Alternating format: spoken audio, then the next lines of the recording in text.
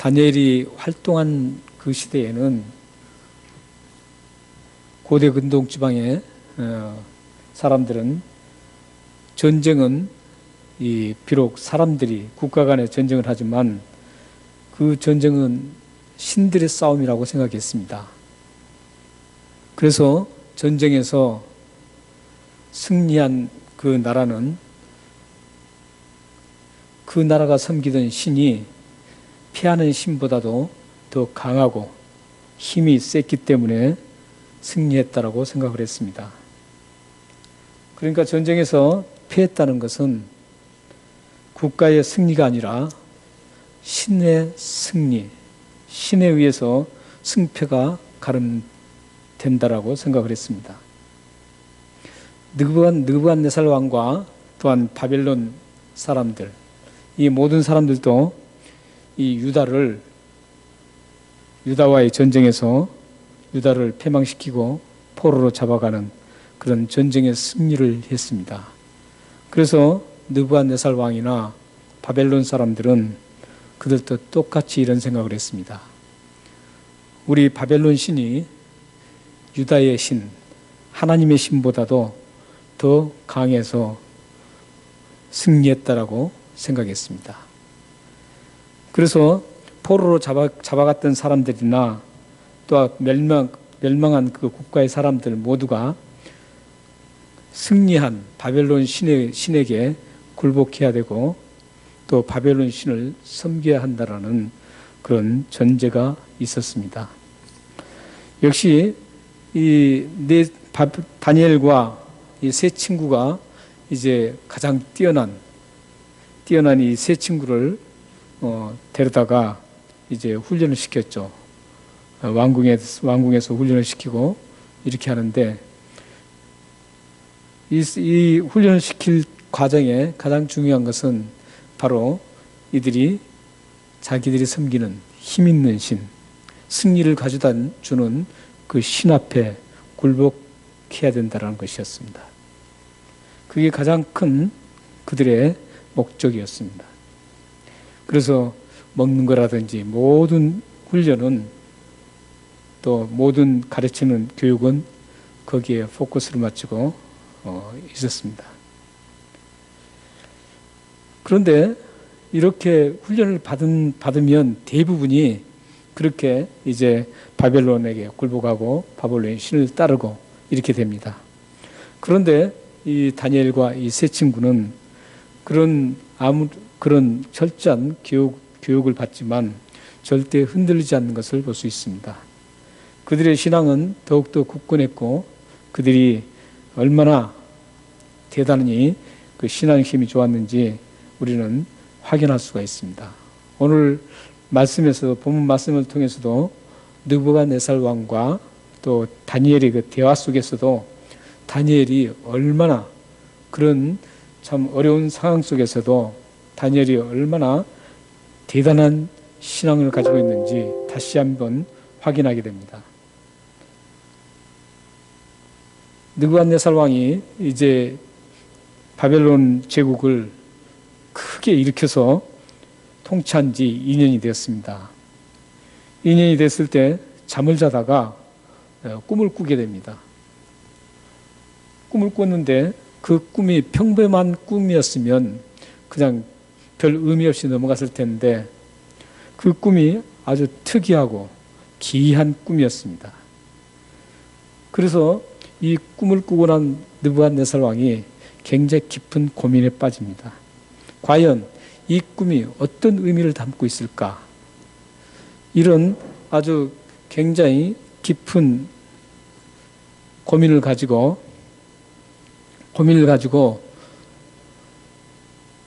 그 당시에 있었던 그 제국의 모든 지혜자와 또 술객들과 박수들과 또한 점쟁이들을 모두 동원해서 내가 꾼 꿈을 알고 그 꿈을 해석하도록 얘기를 합니다. 오늘 본문 속에서도 그 27절에 보면 이 바벨론의 모든 지혜자와 술객과 박수와 점쟁이들이 나옵니다. 지난주에 지혜자와 술객과 박수에 대해서는 저희들이 거기에 나왔습니다. 그런데 오늘 본문에 새로 등장한 점쟁이가 나옵니다. 오늘 본문은 새로운 한 예언을 하는 그런 그 직종의 점쟁이가 나오는데, 이 점쟁이는 우리나라 사람들이 생각하는 그런 점쟁이가 아니었습니다. 이 점쟁이의 그 원래 그 단어는 가르다 이런 뜻입니다. 잘라서 가르다 이런 뜻입니다. 왜 그러냐면은 그때 당시에 이 고대 근동의 점쟁이들은 동물을 잡아서 배를 갈라서 거기에서 심장을 꺼내고 간을 꺼냈습니다. 그래서 그 심장과 간의 형태를 보고 지금 이 세상이 어떻게 될 것이다. 지금 형태가 어떻게 됩니다. 어떻게 될 것이고 이 세상이 지금 어떻게 흘러갈 것이라는 것을 그걸 통해서 분석을 했다고 합니다. 그래서 가른다, 가르다, 자르다 이런 뜻을 가지고 있습니다. 그래서 이 느부갓네살 왕은 이제 수단 방법을 가리지 않고 모든 예언을 하고 또 뭔가 알다시피 하는 사람들을 다 동원합니다. 이제 점쟁이들까지도 다 동원해서 내가 꾼 꿈을 해석하라고 합니다. 만약 이 꿈을 해석하지 못하면 너희들은 다 죽이겠다고 선언을 합니다. 이 느부갓네살 왕의 말을 듣고 이제 거기에 지혜자와 술객과 박수와 또 점쟁이들이 하는 말이, 그러면은 왕이 꾸었던 꿈을 저희들에게 얘기해 주십시오. 그럼 저희들이 해석을 해 주겠습니다. 이렇게 제안합니다. 그런데 거기에서 웬만한 사람 같으면 그래, 내가 이런 꿈을 꾸었어. 그러니까 해석을 해봐라. 이렇게 했을 겁니다. 근데 느부갓네살 왕은 참 똑똑하고 총명한 사람 같습니다.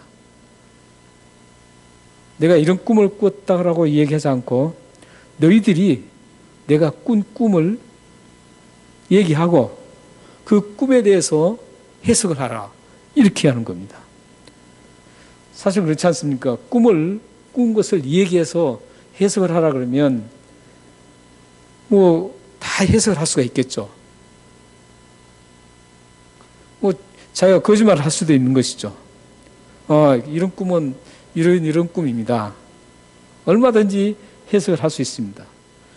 그런데 이 느부갓네살 왕은 자기가 꾼 꿈을 그들에게 밝히지 않고 내가 꾸었던 꿈을 먼저 이야기하고 그 꿈에 대해서 해석을 하라는 겁니다. 그러자 이 사람들이 2장 4절에서 12절 쭉 보면, 그러자 이 사람들이 그러면은 우리는 도저히 할 수가 없습니다. 왕이 꾸었던 꿈을 어떤 꿈인지 알고 그 꿈을 해석할 사람은 신이 아니면 이 세상에 있는 어느 누구도 그것을 알 수가 없습니다. 이렇게 말합니다. 그러자 느부갓네살 왕이 이 모든 지혜자와 술객과 박수와 점쟁이들을 모두 다 죽이라고 명령합니다. 이런 위기 상태에서 이제 다니엘이 등장합니다. 다 죽이라는 그 속에 누구도 포함되어 있냐면 다니엘과 세 친구도 포함되어 있었습니다. 이 다니엘과 세 친구도 예외 없이 이제 다 죽이라는 거기에 포함되어 있습니다. 그러고 보면 아마도 포로로 잡아왔던 그 소녀들, 지난주에 한 300명 이상이 된다 그랬죠. 그 소녀들도 다 죽는다는 그 결론이 나옵니다. 뿐만 아니라 엄청난 많은 사람들이 이제 죽게 되는 것이죠. 바벨론 제국에 속해서 많은 나라들이 있을 텐데 그 나라들의 모든 나라들의 술객과 박수와 지혜자와 점쟁이들이 다 죽이라는 겁니다. 이런 위기 상황에서 이제 다니엘이 왕을 찾아갑니다. 찾아가서 느부갓네살 왕이여, 나에게 시간을 주시면 내가 반드시 왕이 꾼 꿈이 무엇이고 그 꿈에 대한 해석을 제가 말씀드리겠습니다. 이렇게 얘기를 합니다.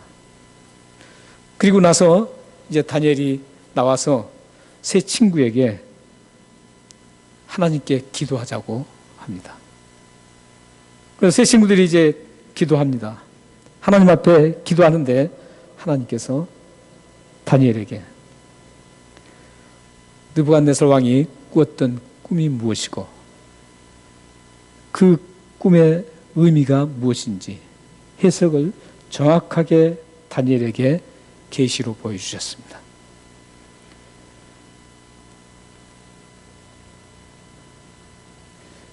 31절 말씀에 보면 하나님의 계시로 꿈과 해석을 알게 된 다니엘이 이제 느부갓네살 왕 앞에 가서 왕이 꾸었던 꿈은 광채가 찬란하게 빛나고 두려운 커다란 신상을 보았습니다. 이렇게 얘기합니다. 여기에 신상은 우상을 얘기하지 않습니다. 성경의 대부분의 신상은 우상을 얘기하는데 여기는 우상을 얘기하지 않고 그냥 세우는 어떤 그 동상 이런 것들을 얘기합니다. 그래서 이제 이 왕이 꾸었던 그 신상, 그 신상에 대해서 세 가지 특징, 찬란하게 빛나고 광채가 나는, 그리고 엄청나게 크고 또 그 앞에 두려움을 느낄 수 있는 그런 엄청난 그 신상이었다라고 이제 왕이 꿈꾸면 그런 신상이었다라고 얘기합니다. 3장에 가서 보면 느부갓네살 왕이 자신의 위대함을 만천하에 과시하기 위해서 신상을 세웁니다. 아마 그 신상이 자기가 꿈에 보았던 신상이었을 거라고 많은 학자들이 얘기합니다. 그 신상을 두라 평지라는 곳에 세우는데 그 신상의 높이가 약 27m나 된답니다. 27m인데 이것은 약 9층 높이입니다. 현대식의 건물의 9층 높이입니다. 우리 교회 건물이 이렇게 1층 높이만 해도 굉장히 높은데 9층 높이면 엄청난 높은 거죠. 당시에 9층 높이면 어마어마한 그 신상을 세운 겁니다.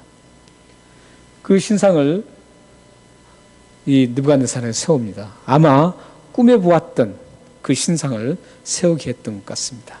그렇게 커다란 굉장한 신상입니다.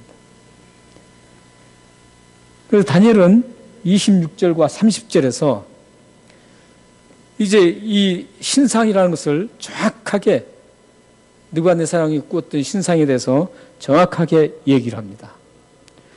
그래서 32절부터 이제 그 신상이 어떤 모양이고 어떤 거고 쭉 얘기를 합니다. 이제 그건 다음 주에 이제 하겠습니다.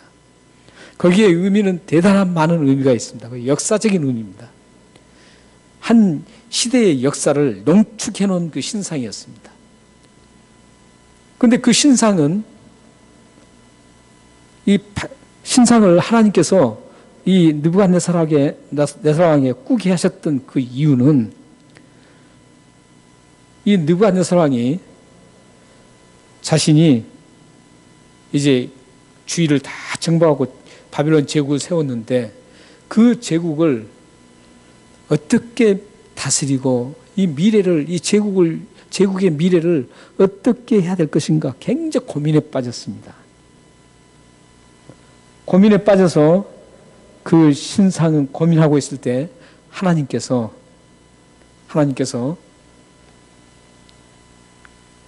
느부갓네살에게 그 신상을 보여주셨습니다. 그 고민에 빠졌을 때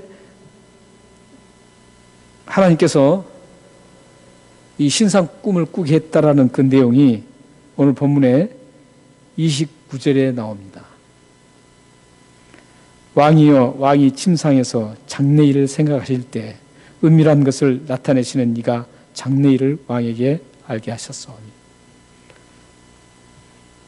그 지금 왕이 느부갓네살 왕이 우리 바벨론 저기의 장래, 미래죠. 미래를 이거 어떻게 할 것인가, 어떻게 펼쳐질까 굉장히 고민을 했던 사람입니다. 그런데 그때 하나님께서 이 느부갓네살 왕에게 그 미래를 꿈꾸게 만들었던 겁니다.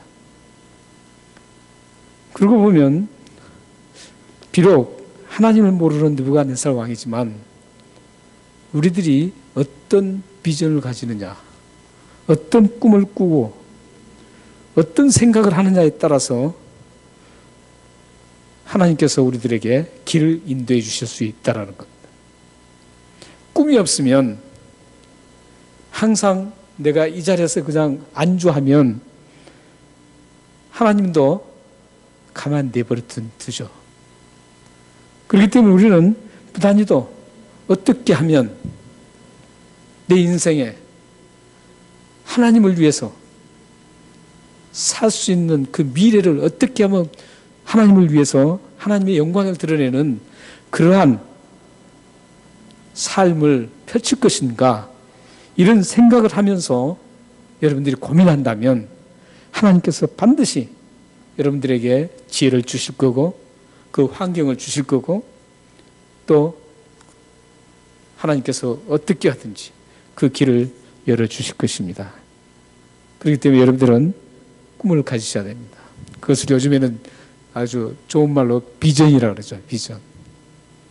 네, 여러분들이 비전을 가지면, 꿈을 꾸면 반드시 하나님께서 여러분들에게 그 꿈을 이루어주시기 위해서 함께 해주실 것이라고 확신합니다.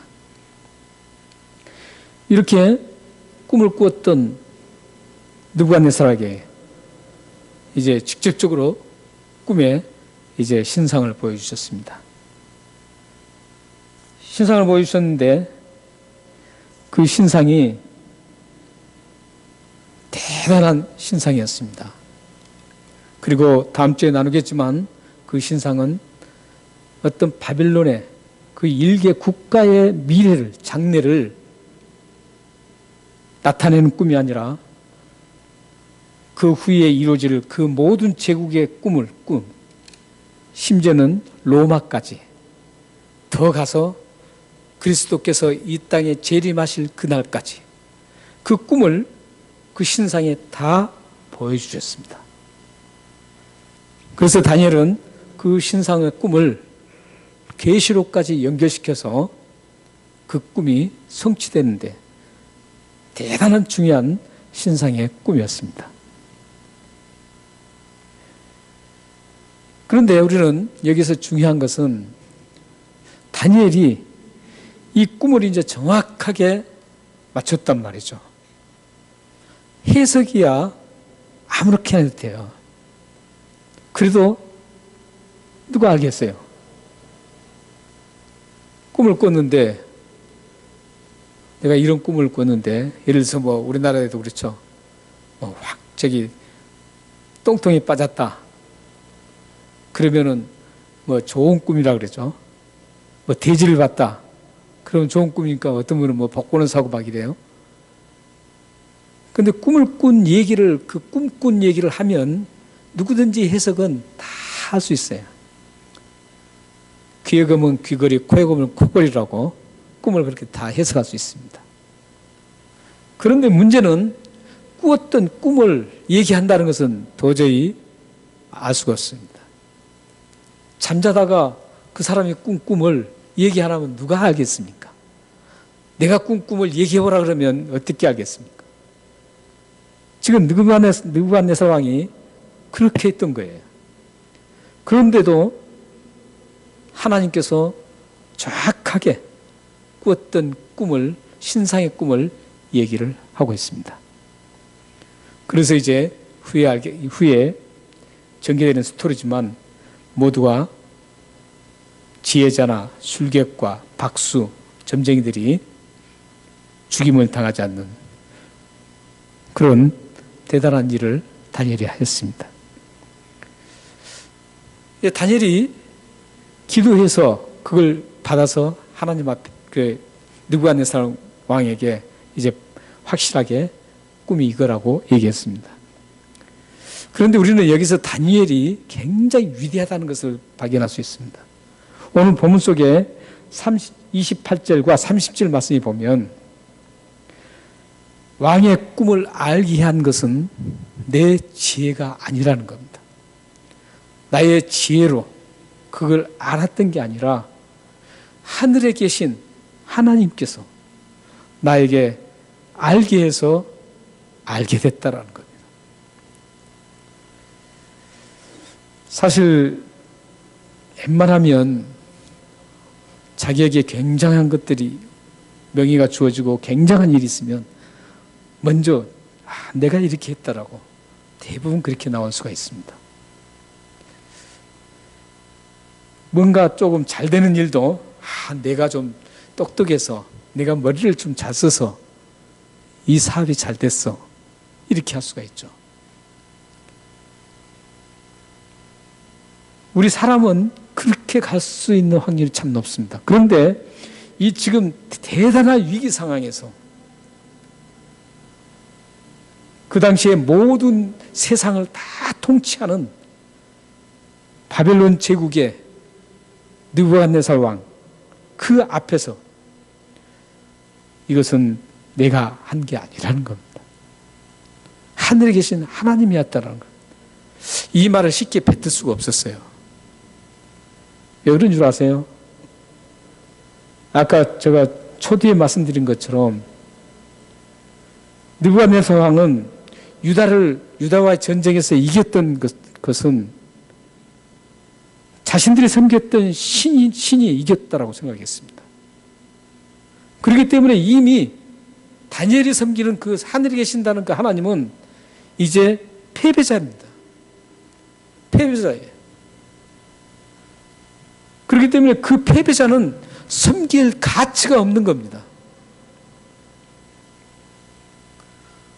그런데 포로로 잡혀온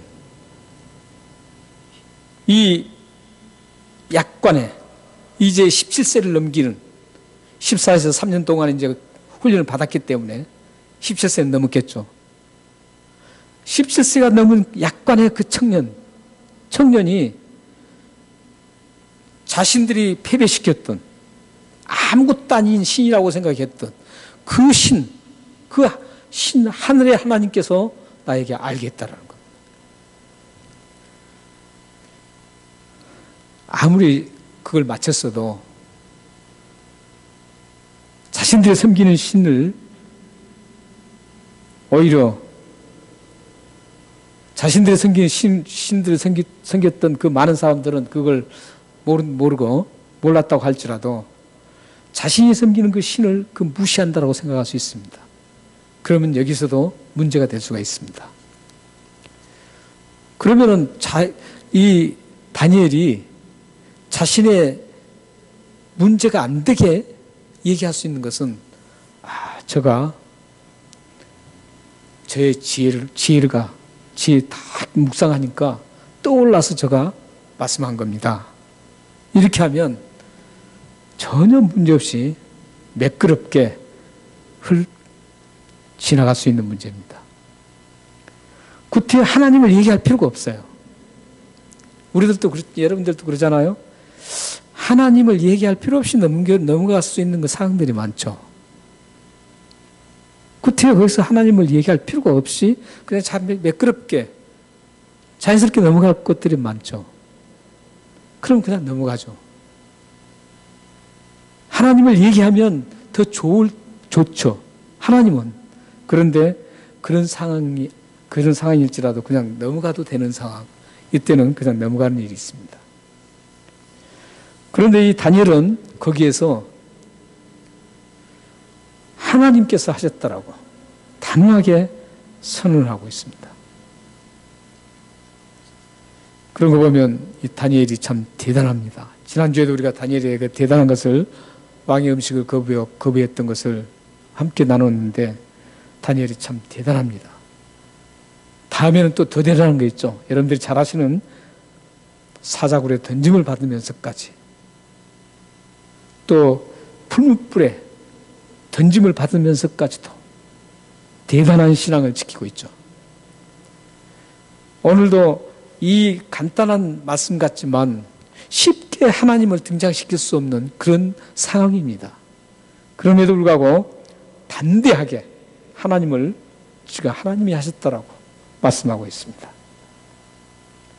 모든 것이 다 하나님의 은혜라는 겁니다. 사도 바울은 고린도전서 15장 10절에서 이렇게 말씀합니다. 나의 나된 것은 다 하나님의 은혜다. 이렇게 합니다. 여기서 사도 바울이 나의 나된 것은 하나님의 은혜라는 것은, 모두 하나님의 은혜라는 것은 구원받는 구원받는 것만 하나님의 은혜라는 게 의미가 아닙니다. 구원받은 것은 말할 것도 없이 하나님의 은혜지만 자기가 살아가는 모든 것도 하나님의 은혜라는 겁니다. 심지어는 자기 목숨을 내놓고 이방인들에게 복음을 전하는 그 굉장히 위험한 상황도 그것도 하나님의 은혜라는 겁니다. 잘못될 수 있는 그 길을 가는데도 자기 목숨이 죽을 수 있고 고생하고 먹을 수 없고 굶주리고 이런 상황의 그 길도 하나님의 은혜라고 얘기하는 겁니다. 지금 다니엘도 이렇게 나에게 내가 알게 된 것은 하나님의 은혜로 알게 되었다라고 말하고 있습니다. 여러분이 구원받은 것은 하나님의 은혜입니다. 여러분이 지금까지 숨을 쉬고 사는 것도 하나님의 은혜입니다. 여러분이 먹고 마시고 입는 것, 이 모든 것도 내가 먹고 마신 것을 번다고 생각하지만 아닙니다. 하나님의 은혜입니다. 여러분이 친구를 만나고 여러분에게 가족을 주시고 지인을 알게 한 것도 하나님의 은혜입니다. 여러분이 가진 것도 다 하나님의 은혜입니다. 여러분의 모든 것은 다 하나님의 은혜입니다. 여러분이 스스로 뭔가 하고 스스로 만들고 스스로 가졌다고 생각할 수 있겠지만 아닙니다. 모든 건 다 하나님의 은혜입니다.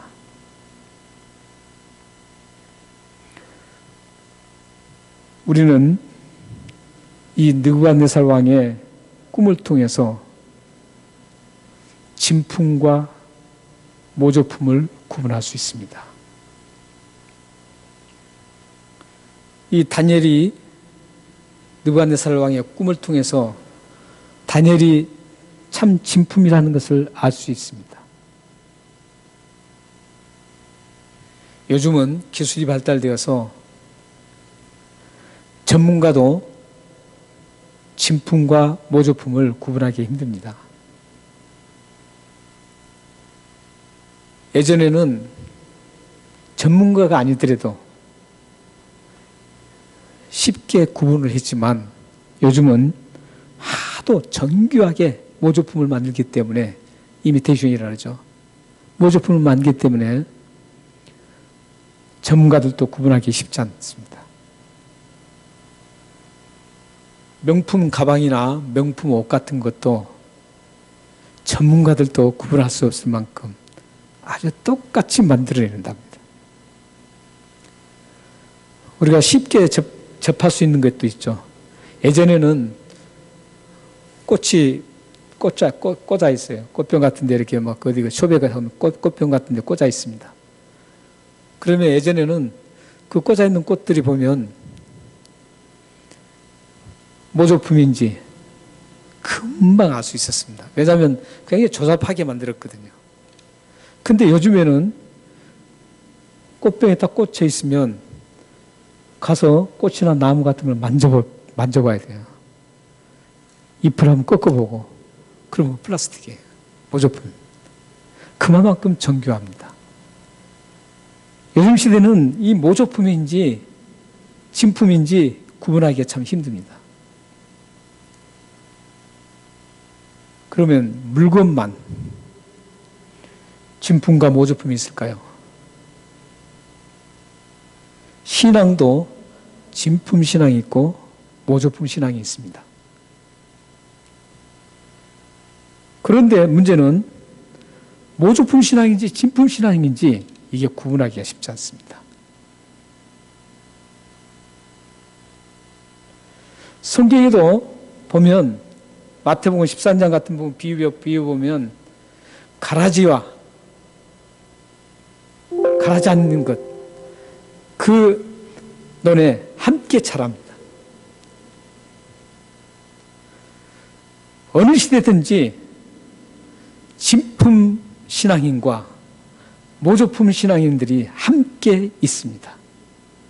지금 이 시대에도 역시 마찬가지입니다.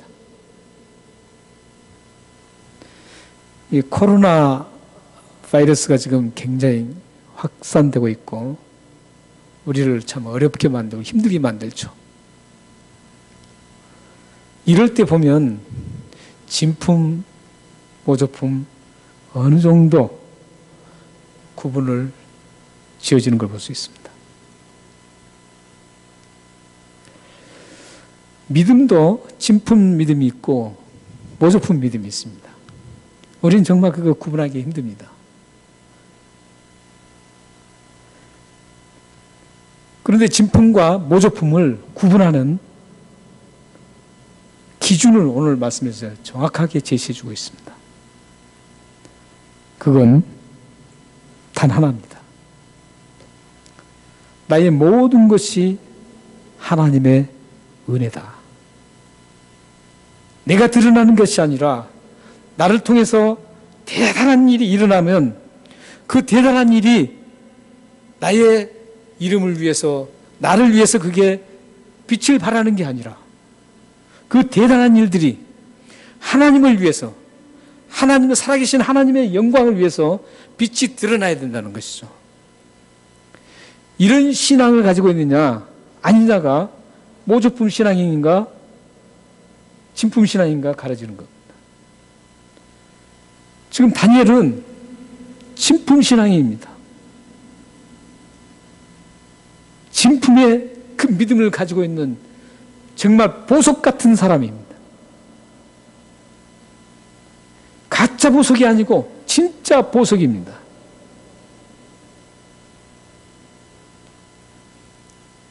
다니엘의 그 진짜 신앙이 뭘로 입증됩니까? 하나님이라는 것이죠. 하나님.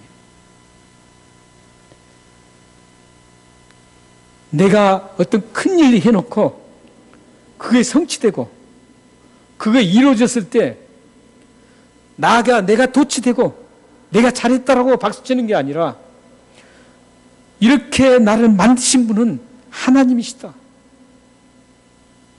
살아계신 하나님이 나를 이렇게 해주셨다라고 하나님을 드러내게 하는 그 신앙이 바로 진품 신앙입니다.